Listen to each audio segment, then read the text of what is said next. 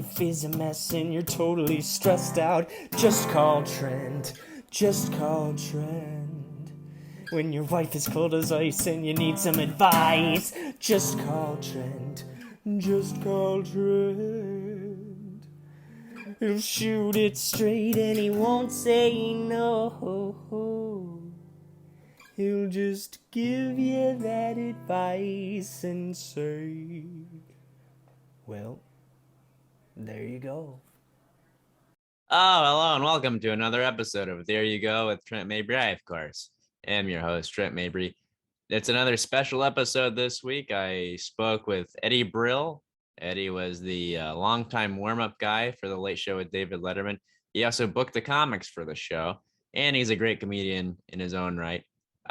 We talked about starting out in the business, working for Letterman, and much more. So here it is, my interview with Eddie Brill. So where'd you grow up? I was born in Brooklyn, New York. Okay. And so were my parents. And, early part of my life was mostly in Brooklyn. And my parents split up. And I was just before my 12th birthday, we moved to Florida because my aunt lived in South Florida.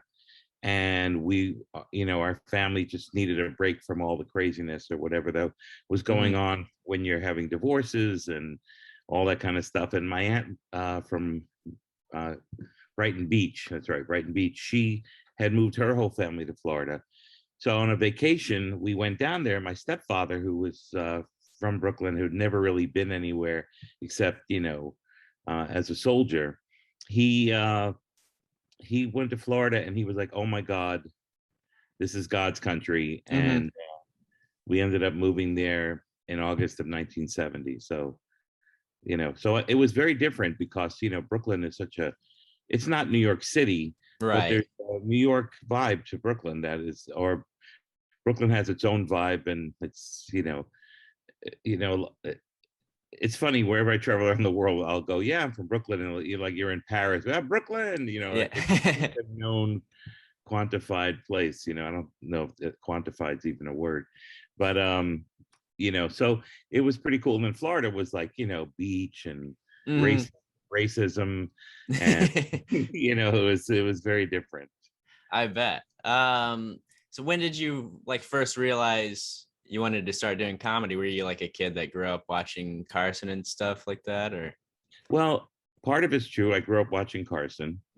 My mom and dad were very young and they loved comedy and had comedy albums in the house. And, they'd go to getaways and I'd be with them. My sister would be with them and they would go see comedy shows. So there was always, my parents were very funny people, very charming. My mom was hilarious. And, but I never thought of it as a career, but I loved jokes and I loved wordplay. And I remember there was a joke book that I got. I think I can picture where I was sitting reading it in my mom's friend's house. I don't know if it was a Christmas gift or whatever, but it was jokes and I loved them. And it was a lot of wordplay. And the first joke I remember was, what did Tennessee? And the answer is the same thing, Arkansas. Oh, that's funny. So I'm 5 years old and it's the greatest thing I've ever heard in my life. And I'm 63 now. It's the greatest thing I've ever heard in my life. So that was always interesting to me, words. And I would take index cards and draw I remember it would be a shaker of salt and then a battery would be a salt and battery, I thought I was hilarious. And wordplay how there's Count Dracula, I would have count your change would be one of the what I mean, just playing with words. And I really loved that. And then I saw George Carlin on television and he was that guy. I was like, oh my God, there's someone I think like, or he thinks like me or whatever. And it just kept going. And I was a chubby kid, so in order to meet women, you had to be funny. You couldn't just go on your long hair and and good looks. You had to go with being funny. And people, even bullies, liked you if you were funny, so you get away, you learn to be funny to survive. And I loved getting laughs. I still do, like crazy. And then you go off into Emerson, right? Yeah, after I graduated high school, my uncle taught at UMass Amherst in Western Mass, and I wanted to. I had there was a bunch of tragedies where my sister died when she was 34. One of my brothers died, was 35. My stepfather, who was amazing, he was 37. And I was like leading the house. I was the oldest, and I was busy, and I was working, and it just really was nice to get away and I was a good student, so I was gonna go to school, real higher education kind of school, Mm-hmm. And when my stepfather died at 37, I was, like I got to do something else. I got to do something that I love every day in case I die young, because you Yeah. don't normally think like that, but there was so many people dying that I was like, I gotta. So I wrote for the local newspaper in Florida, and I, announced the football and basketball games, and I enjoyed it, and I enjoyed the attention I got. So my uncle Harry lived in Massachusetts, and he was a sociology professor at UMass Amherst, and he recommended Emerson because he said it was a small school. You could do broadcast journalism, which was I Mm-hmm. was interested in, and so that's why I went to Emerson. And then at Emerson, you met Denis Leary and some other guys, and started a comedy sketch group. Yeah, Dennis was Dennis was a year older than me, and the first friends I met were these guys, Chris Phillips, Adam Roth, who were in my class. And Dennis was in a comedy group the year before. It wasn't a college thing. It was just a bunch of his friends. Okay. And then they petitioned the school for the next year to have a comedy group at the college.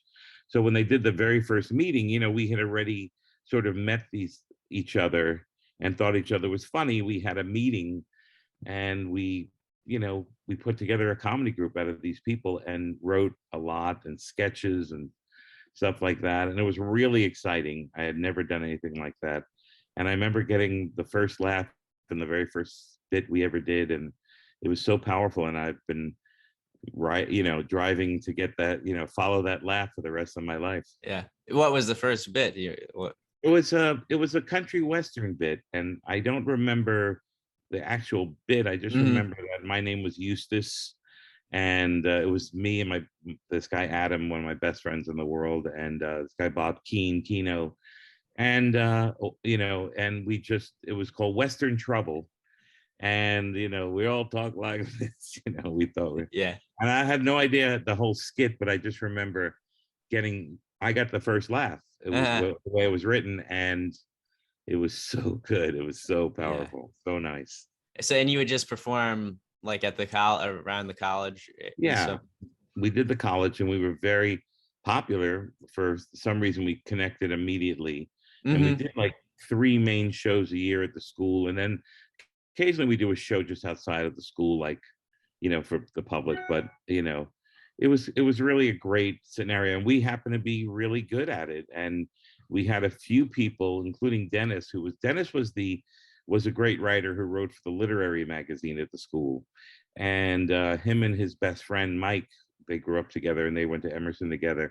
They would write a lot of skits together, and then my friend Chris and I would start writing together, and it just happened. And and there was a nice group of people, and it just kept getting better and better until eventually I met Norman Lear, who had gone to Emerson, and I talked to him about what we had going on there, and he backed us. He put money up, and he liked what we were talking about. And and it's funny because I met him again years later and told him how he changed our lives. And he goes, "Yeah, that sounds like something I do." I don't remember it. I don't remember it, but it sounds like something I do. And he did. He put money up, and now you can go to Emerson and major in comedy writing, comedy performance, all that kind of stuff. Right. And then did you like work with Norman Lear to create that, or? No, I just told him what we needed. I said, we're this comedy group. We're highly successful. The school really isn't behind us now, which is kind of odd. They're kind of jealous of our success, which was really a good lesson for the future in what real life entertainment business is. Because the school had a theater department that was incredible. Emerson is an incredible school. And when we went there, it was only 1,700 students. So you really got like I was on the radio and AM, I had an FM show, I had the news program, I did a TV news thing. I was, like I said, I was DJ, okay, AM radio. And then I had a morning show where I talk like this. It's currently 55 degrees, and then I did the news, and then you did a news show, and you learned all these lessons, and the teachers were amazing at the school. Mm-hmm. So you got a lot of opportunity at the school, which was great, but they weren't supporting the comedy. The theater department was so good. And they were like, we asked if we can use the theater occasionally for our shows, and they said no, they wouldn't let us use the theater. So we took this room that nobody really wanted to hang out in on Brimmer Street in Boston. I have the street sign up on the wall over there that I took because that's where everything started, kind of. We turned that place into a comedy palace. Yeah. They didn't want us to have it, and every time they try to subvert us, we would take what we were doing to the next level. So when Norman Lear came to the school, I explained to him that we weren't getting the support. And Emerson had so many famous graduates: Henry Winkler, Norman Lear, Jay Leno. At the time, Marilyn Suzanne Miller, who graduated Emerson, was the head writer over SNL. Okay, yeah. So we had all these, Jerry Paris, who was on the Dick Van Dyke Show. And it's just Harvey Miller, who was the writer of The Odd Couple. It was just all these amazing people who had graduated, and we were trying to get them to come to the school and help us and talk to us and inspire us. And I talked to Norman Lear about that, and he donated money so that could happen. And the school matched it, and little by little, we got a whole comedy program there. That's great. And was Stephen Wright in the group, or yes, he was around? Yeah. When we're still friends 45 years later. Yeah. All of us, it's pretty good. And when I was there, Mario Cantone and Lauren Godbrowski, who was the head writer of Fridays, not Fridays, what am I talking about? Mad TV. Okay, Lauren Godbrowski was the head writer, and she was, one of our best friends and a great comedian and actress in our comedy group. And, it was just, we were surrounded by really funny, talented people. And and then after we left, it was Jennifer Coolidge and Bill Burr and Anthony Clark and Jen Kirkman and Laura Keitlinger, and it just got David Cross, and it just keeps, it just is a really nice scenario that we helped develop way back when. And it still goes on all these many years later. Yeah, that's great. Yeah. So after you graduate, were you doing stand-up and the sketch group when you were in college? Yeah, the end of college, in the comedy group, we would do shows, and I would host the show. I would come out and go, welcome everybody, blah, blah, blah. And I would try to be a little bit funny. And it was like stand-up in a way, but it wasn't a stand-up routine. And I like that too. And then we did a little stand-up, and there was a lot of great comics in the area. There was, Don Gavin is a Boston comedian, is a legend, and Paula Poundstone was a genius back then as she is today. And so we had a nice scene up in Boston with some incredible comedians. So I tried stand-up. I did it a bunch of times. It was, mostly good, but not great. And then I quit because I wanted to move to New York. And college was great and Boston was great, but most of my friends were mostly in New York. My father was in New York. My sister moved to New York. And like I said, my two best friends moved to New York, and I just wanted to, Boston was fun, and we were, big fish in a small pond, but it was really a good idea to go to New York. And it just seemed like the right thing to do. And I ended up getting in advertising right away, writing, lying for a living. And then I thought, I'd rather tell the truth for a living. So I went back to doing stand-up. And in 1984, opportunity came for me to run a comedy club in New York City. And I took it, and we turned it into this amazing comedy club called the Paper Moon. And we had the greatest comics in the world. Colin Quinn helped me run it, and Adam Sandler was going to NYU down the street, and Judy Gold and Susie Essman. And it was just one, another, and all these comics I knew from Boston, they'd come down. And then unfortunately, the comedy club got sold to these two musician guys who loved music, and they moved our comedy upstairs. We had built the comedy room to be amazing. And Right. everybody was talking about, this is the comedy club, the best one in America. And it was run by a comedian, so you knew you weren't getting screwed. I paid pretty well. And it was really, we built a room in the basement for the comedians, and we had a great sound system, and we were packing the audiences every week. And then they brought it upstairs, and they put music downstairs in our place after we Mhm. built this beautiful room. And the music was coming through the floor, Oh yeah. up through the ceiling, through our floor. And it just wasn't really fun. And I started traveling a bunch and getting some work in Los Angeles. And I just, after 4 years, I decided to give the club to another booker. Mhm. And was a great booker called Rick Messina in New York. He ran all the clubs in Long Island, Mhm. and he was excited to take over. And after I'd asked him, about 4 days later, he called me back. He says, you know, Eddie, I really appreciate it, but I'm not going to take over the club. I'm going to go to LA myself. And he Uh-huh. ended up having a great career, being Dennis Miller. Was he Dennis Miller's manager? I know he was.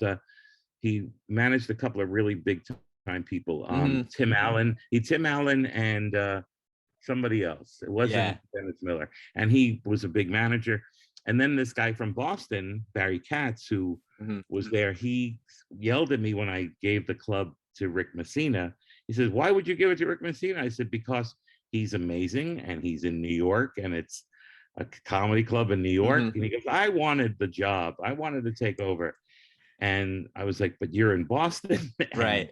you know, and he had his own company called the Boston Comedy Company. Barry Katz is his name. And then so like less than a week later, I called him up and I said, you know what? Rick Messina is not going to take the club. Drew Carey was the other guy that Rick was managing. Oh, okay, yeah. And so I called Barry. He goes, really? I went, yeah, really. So he comes over, takes over the club. It's now called the Boston Comedy Club. Mhm. So the Paper Moon was the room first, and then there was the Boston Comedy Club. And then the Boston Comedy Club became famous in Crashing and all these Yeah. other. So it's a good history there, and I'm proud that I was the booker to start that Yeah. And whole then Barry thing. Katz went on to manage pretty much everybody too. Yeah, at that time he Yeah. was managing a lot of the Jim Brewers and Chappelle's Mhm. and those kind of people, and then eventually he worked for William Morris, and then he has his own company, Mhm. and it's funny, I don't really see him much, but Yeah. we have quite a history. And I always hear from other people, hey, I heard an interview with Barry Katz and he mentioned your name, you helped him start his comedy career or whatever. I didn't help him start it, but I was right there for it at the beginning. So Mhm. So like when you're booking the Paper Moon and you see like a guy like Adam Sandler, can you tell like, oh, this guy's gonna be yeah, huge? Or yeah. But he was in college at NYU down the street, and he would come by. Paper Moon was in the middle of NYU, so it was we had such great comics, and you can kind of tell. I mean, when you're a comedian, you could sense you could sense it, and you can Right. sense and also you could sense someone who's not great yet, who's going to be great. Sure. You see people who are just new at it, but you can see they have that fire, that passion, that you can see that they go below the surface. They're not just, they really care. They're really Mhm. like soul singers Yeah. of comedy. And yeah, so I got to book a lot of incredible comedians and meet a bunch of great ones. And but then I decided I needed to not book a club anymore, because it's a pain in the ass, because the whole world calls you, and there's only 52 Mhm. weeks a year, and you Right. can only book 52 headliners, and there's like 4,000 of them. So you can only, and then people are like, oh, I'll be your best friend, or they kiss your Mhm. ass, but I understand that. I was the same way. I would be like, oh, hey buddy, to the bookers or whatever. Mhm. So yeah, I really wanted to focus on my own career, and I went to LA, and that was wildly successful, and I was really taken in by some amazing comedians who really, they really took good care of me. They paid it forward to me. And then I started working, and then there's too much partying back in LA. It was fantastic. Yeah. And I Well, lived, you lived in the house behind the Comedy Store, right? yeah, I had two homes that Mitzi Shore put me in. Mitzi Shore is Pauly Shore's mother, Mhm. and she ran the Comedy Store, and she was very generous to me. And not only did she give me spots all the time, but she put me up first in this little shack that was adjacent to the club. And then she put me in the house behind the club that used to be Errol Flynn's house that her Yeah. daughter lived in. And it was like having the Comedy Store as my living room. I would I would spend every night there. I was every night at the Comedy Store. And unless I would get like a road gig or something, 7 days a week, I'd be at the Comedy Store every night, watching the greatest comics in the world and hustling to get on every night. And my roommate was this guy, Tom, he was one of the sort of like managers of the club.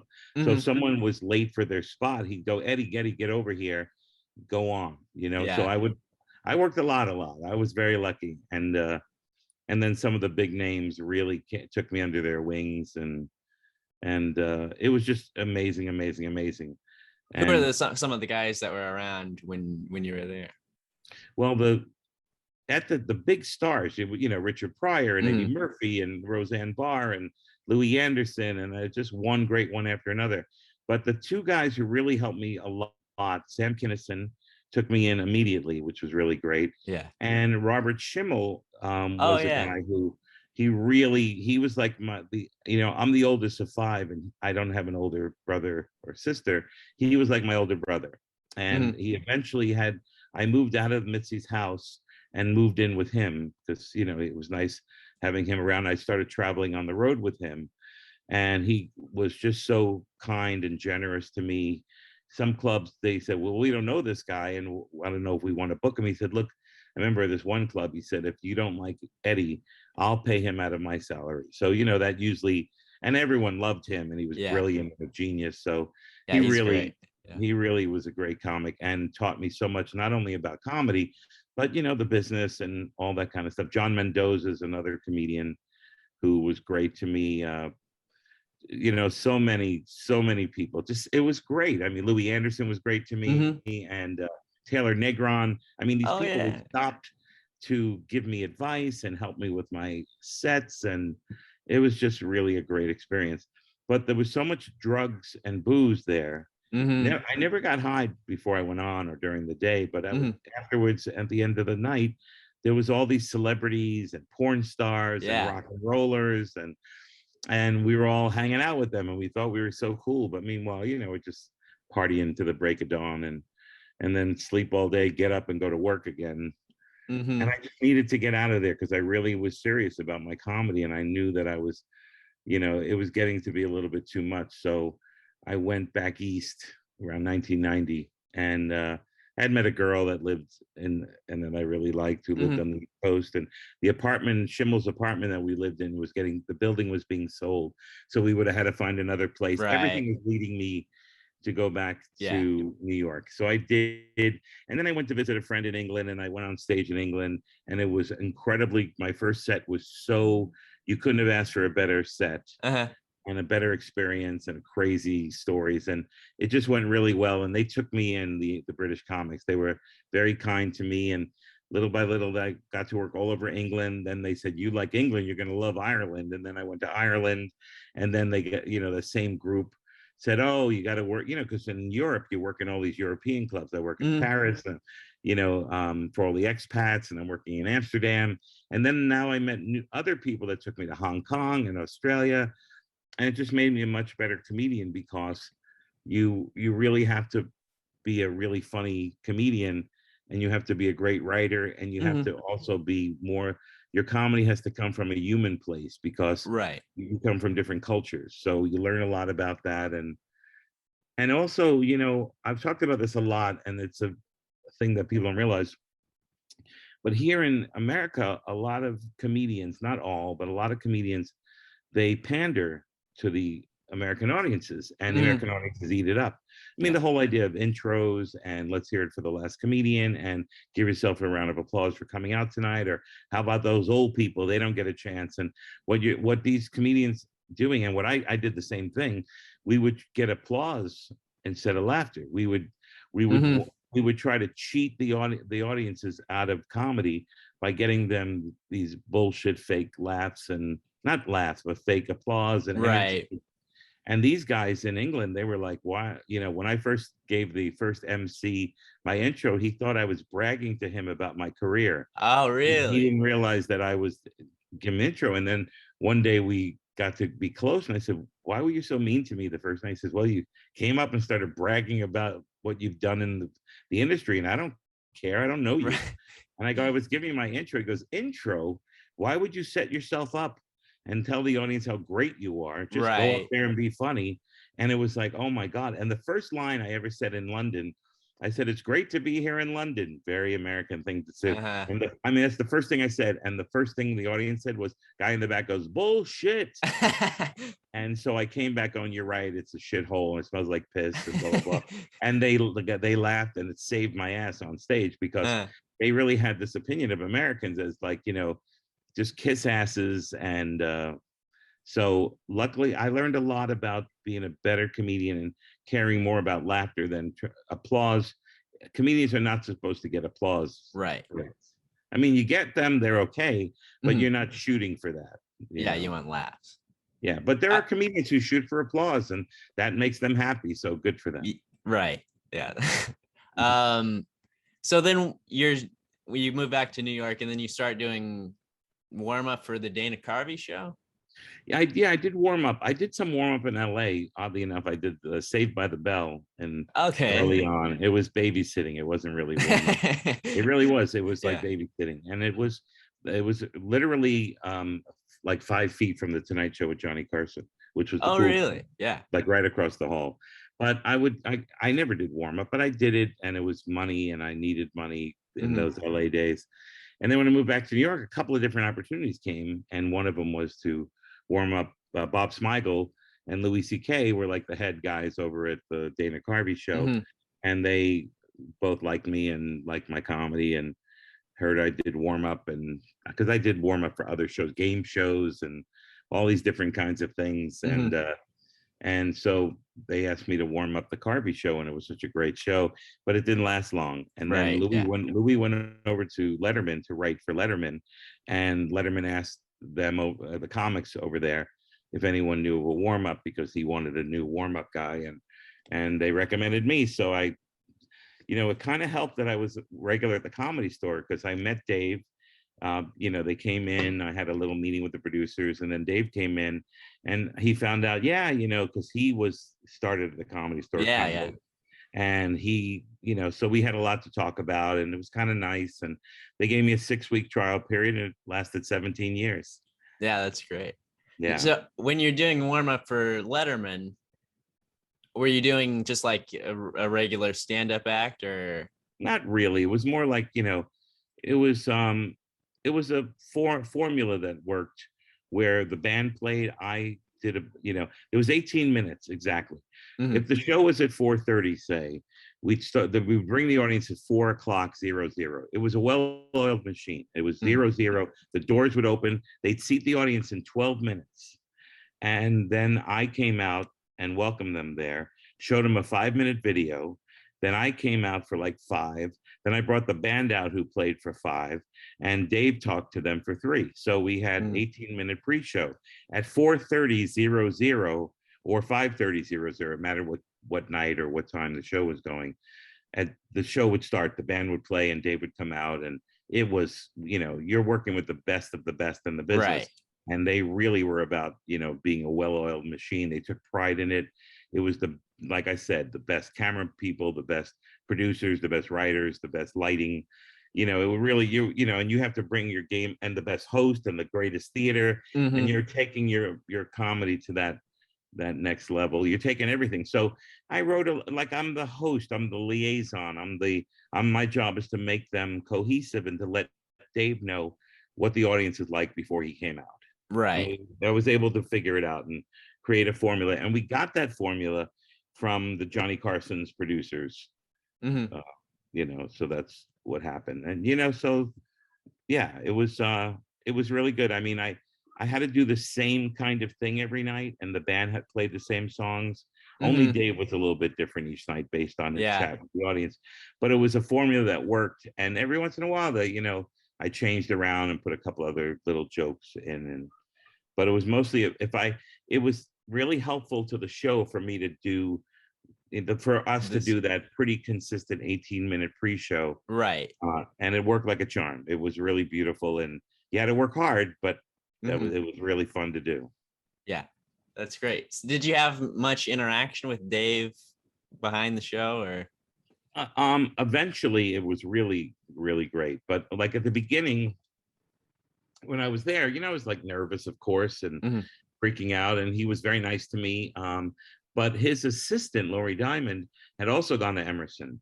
Okay. So when she found out that, she made it easier for me to get closer to Dave. Right. And she invited me, by, I guess, I don't know how it happened, to come up to the desk in the commercial breaks. Oh. And then very shortly after I started there was a dinner for all the writers, because it was the 5th anniversary at CBS. I came in about 3.5 years after they moved to CBS. And then about a year and a half later, they did their 5th anniversary show, and they had a big dinner. And I didn't know anyone really from the writing staff because we were separate. So I sat at the end of the table, and I was talking to whoever was on my right, and they were very nice, and everyone's excited, the 5th anniversary.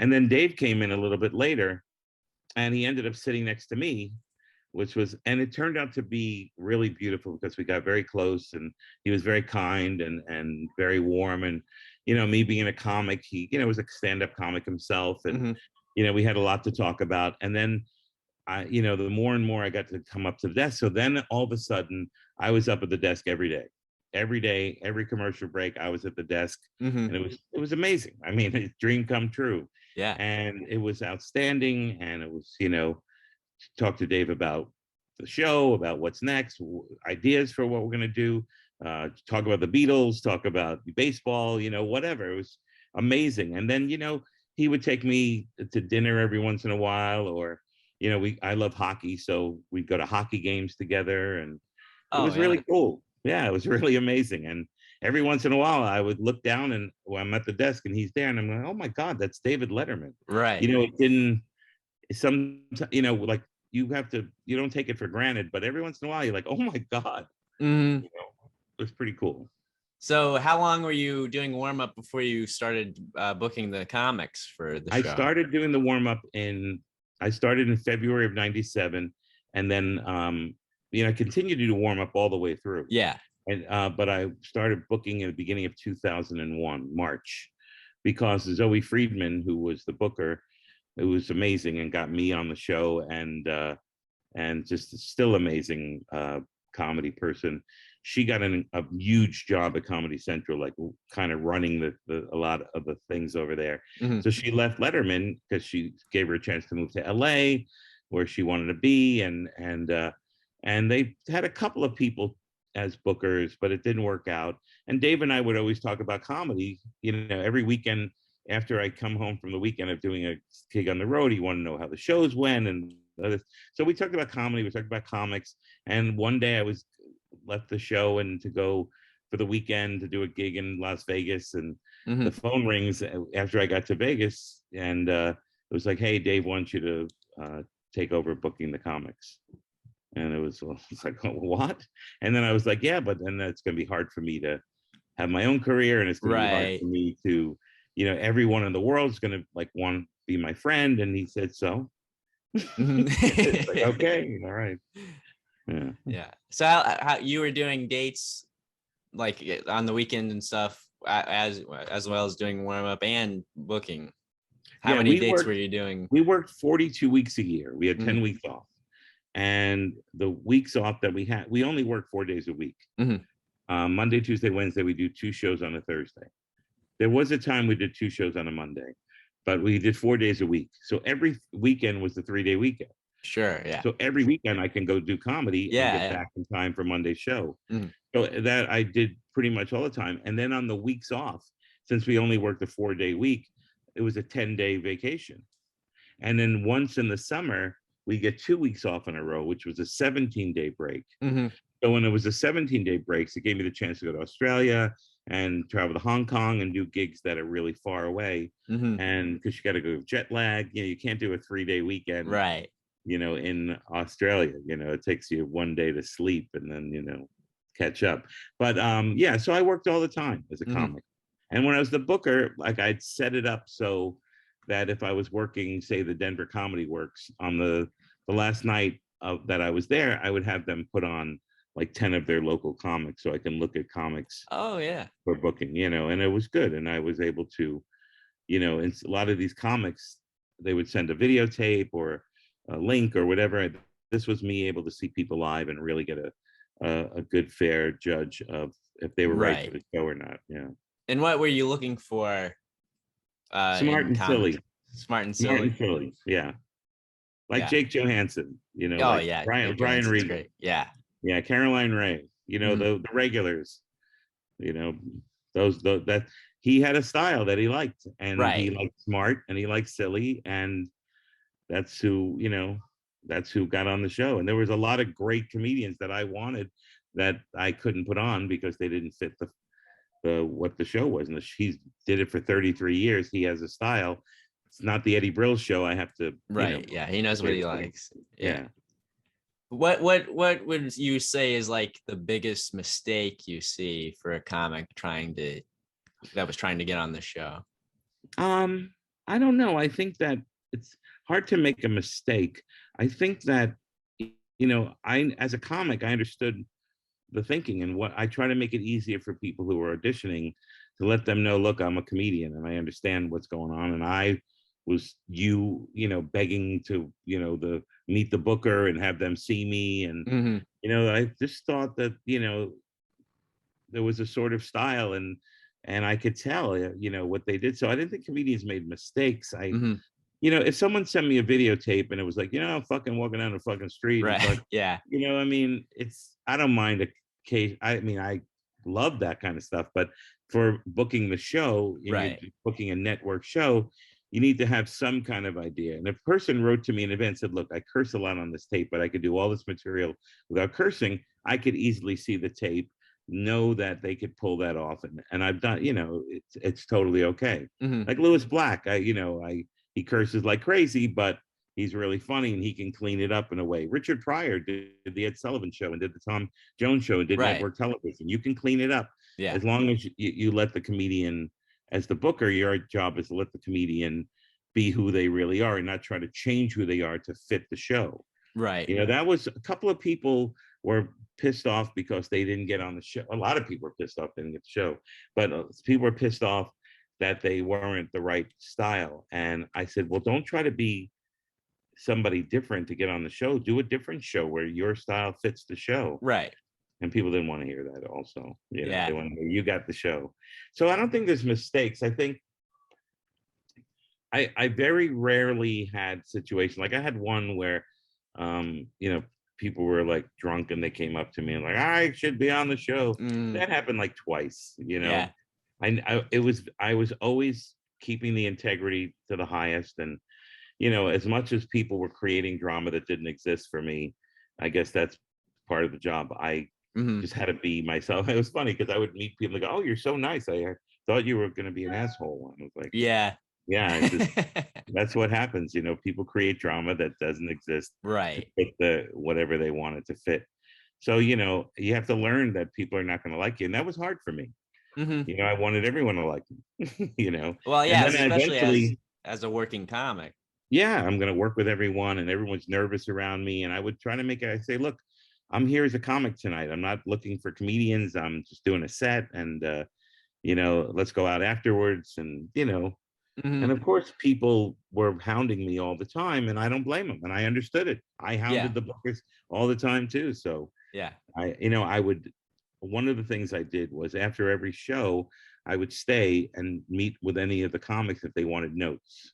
Not notes to be a better comedian, not telling them how to live their life, just saying, if you want to do Letterman, like these are the jokes you did that we would do that would work in the show. And a lot of people, I thought they would like that. I would have liked that because my idea was I didn't want a comedian to go home not knowing how they did that night. Right. Because I would audition for Letterman and I didn't hear anything and I didn't know why I didn't get it. And, when I was auditioning for them. So I want to do that. But again, I was wrong because not totally. I mean, my heart was in the right place, but people wanted to hear, you got the show. And if they didn't hear that, it was like Charlie Brown's teacher to them, Right. Yeah. Yeah. So let's say you pick a guy to do the show. When you pick him, would you go out and help him run his set? Would you watch him Yeah, at the clubs and stuff and give yeah, him notes? we worked the set out. Mhm. It was a 4.5 minute set, and the whole section was 6 minutes with, the band playing the song. And one of the cool things about Letterman was if you're a comic on the show, you get to choose the song you come out to, Yeah. which was really great. And so you have to produce the whole segment. The director has to know, the associate producer, the directors, the producers, you have to give the material to standards and practices to get it approved. It's a pretty big job, and you put a comedian on, and you do all this work, and you get everything done, and you help them with their, you know, they want to know what to wear, and I mean everything. You're a Mhm. psychologist, pumping them up and keeping them from being really nervous and whatever, and then you got to throw it all away because you got to do another one tomorrow. You know what I mean? Right. Yeah. It's just like, oh, what with this great show, it's over. All right, next. Yeah. Yesterday's gone. And it was great, cool challenge. And so yeah, so I would help the comics, and I wouldn't tell them who to be or how to Mhm. change or whatever.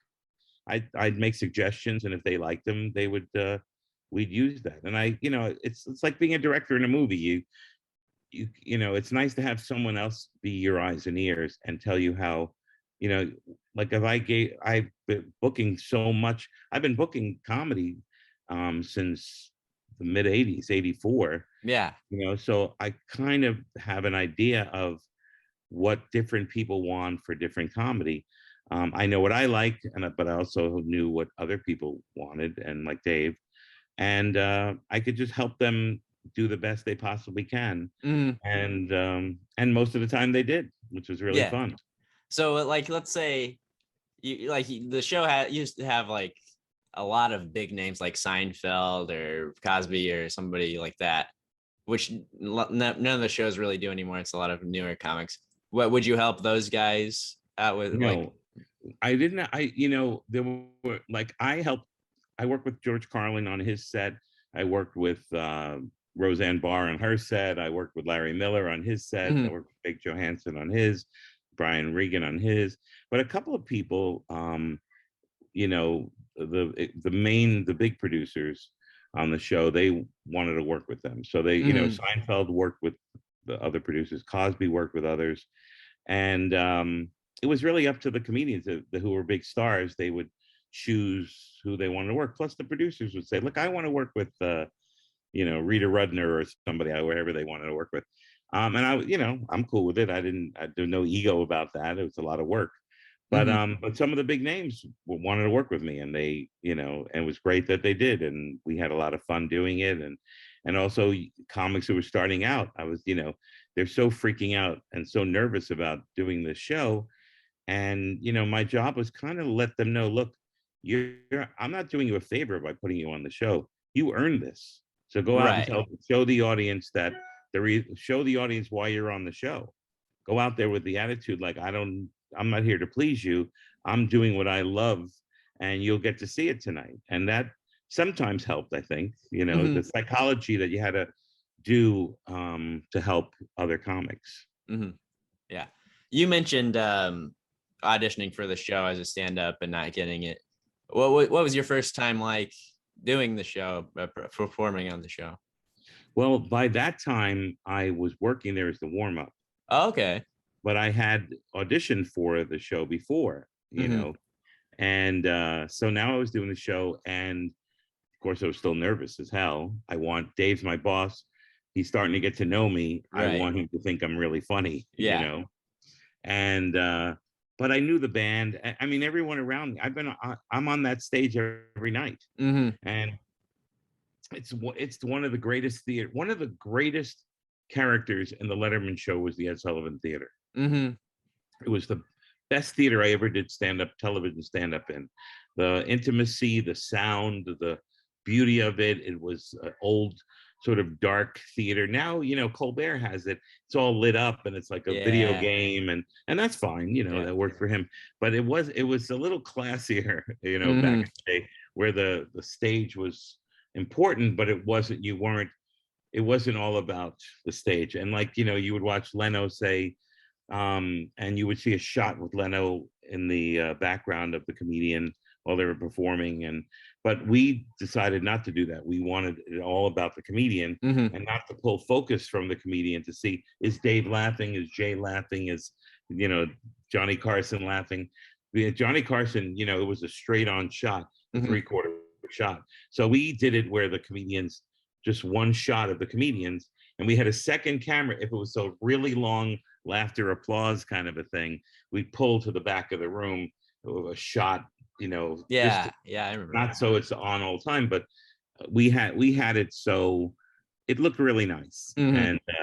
And we had, just again, great camera work, and it was really, really wonderful. Yeah. So the first time I did the show, I was excited as hell. I talked a little too fast, Mhm. but I was so excited, and it was just so incredible. And I had a good set, and Dave loved it and wanted me to do it all the time, and it was great. Yeah, that's Yeah, great. it's nice. So you're still going out and doing club dates and stuff. It's still my most favorite thing I do in the world. I work on productions. I work as executive producer on one project, producer on another. I write. I worked on movie scripts. I do a lot of different things, but still Mhm. my number one favorite is stand up. I worked this weekend in Long Island, and I couldn't sleep at night when I was done because it's so, oh my God, Yeah, it's the it's best. just powerful. Yeah. Are you going out and doing like shows in Europe and stuff? Well, I mean, the I haven't pandemic's. yet. I haven't yet Yeah. because of the whatever's going on. Hmm. But yeah, no, I want to go, I'd love to go back and do it all. That would Hmm. be really nice. Especially I love Ireland. I love working in Ireland. I love working in Australia. They used to be the best club in the world was in Paris, France, and unfortunately that club is gone. The guy who runs it is there, and I haven't done it since it changed to a different club. But there was a club in Paris, and the audience was made up of expats, Uh-huh. Brits, Americans, Irish, Australians who were working in France, but didn't have much English entertainment to see. So the comedy shows they would do once a month, and at this incredible venue, and you, it was spectacular. The crowds were so thirsty for it and so smart.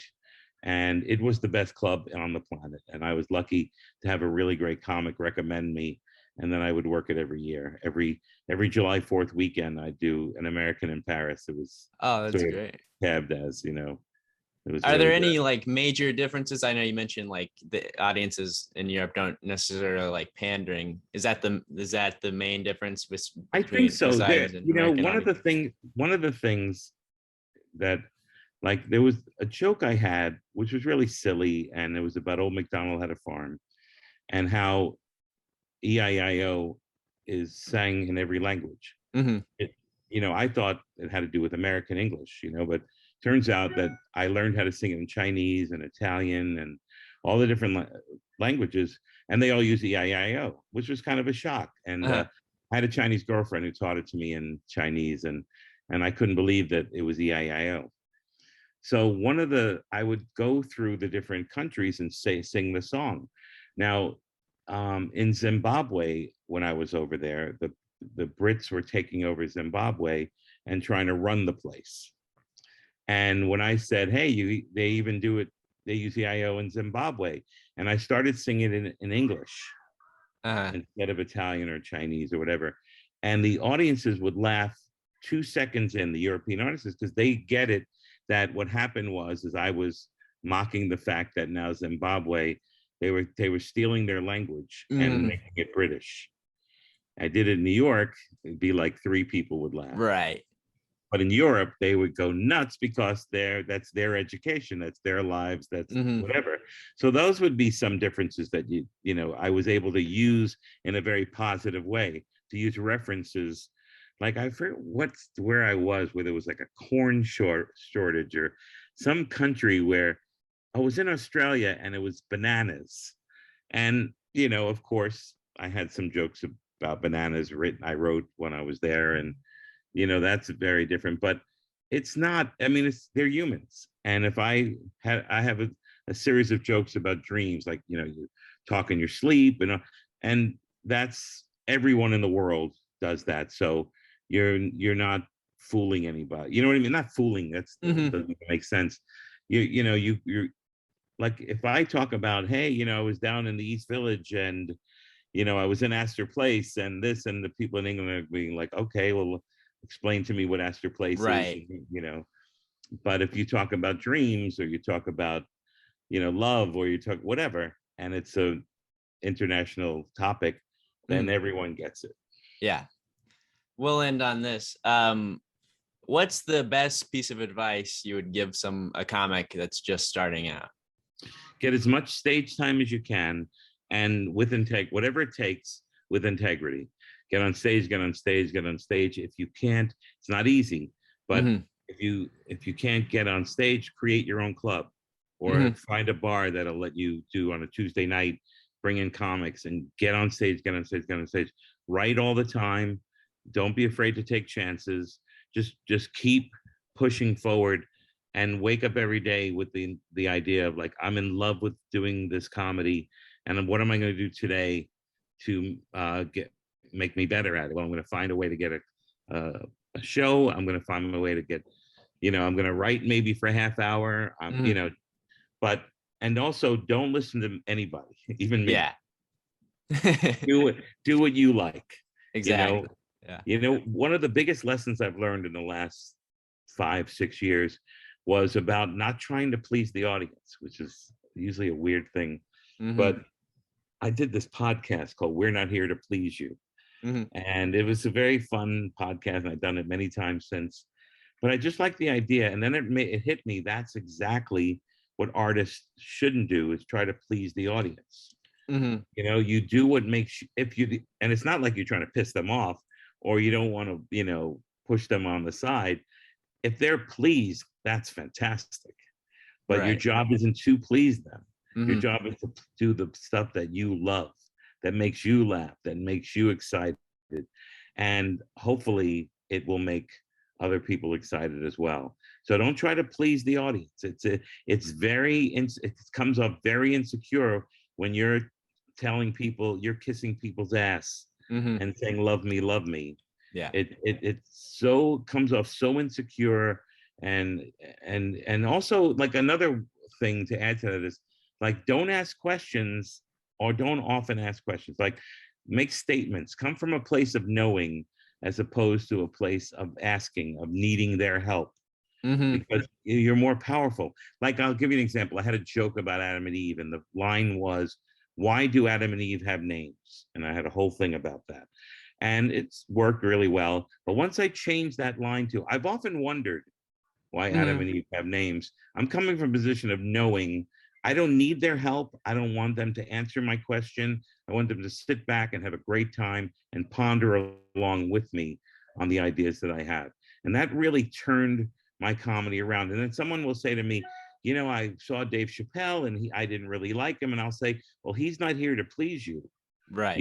If you don't like what he does, then turn the channel and watch somebody else, Yeah. and find someone who does. And it might be somebody brilliant to comedians, it might be someone sophomoric to comedians, but comedy's comedy. If it makes you laugh, it's funny. Mhm. And as an audience member.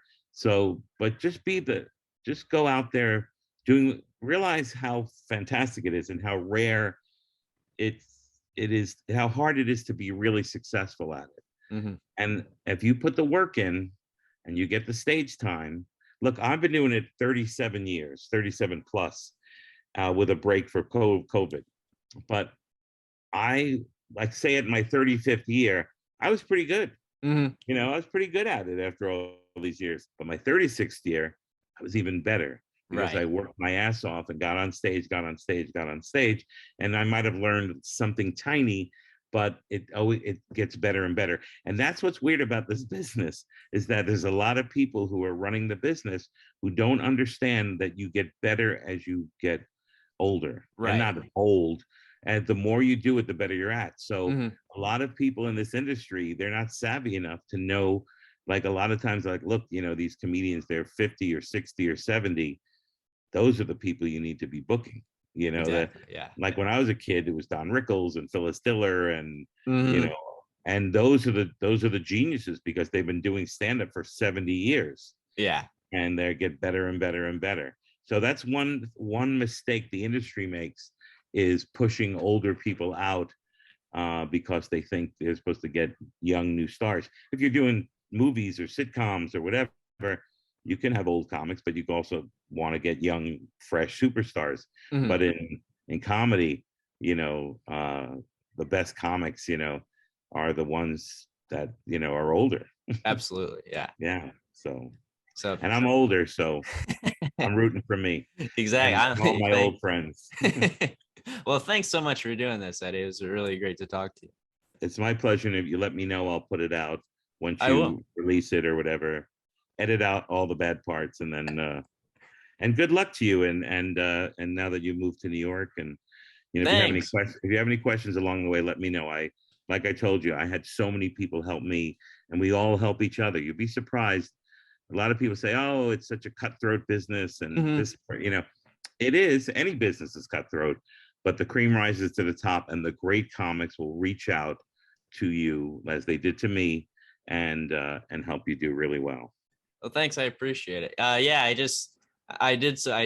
had an audition for Broadway Comedy Club, Right. and I got like a residency. So I have like a few spots this month That's at great. Broadway. Yeah. I'm there December 1st. Are you there December 1st?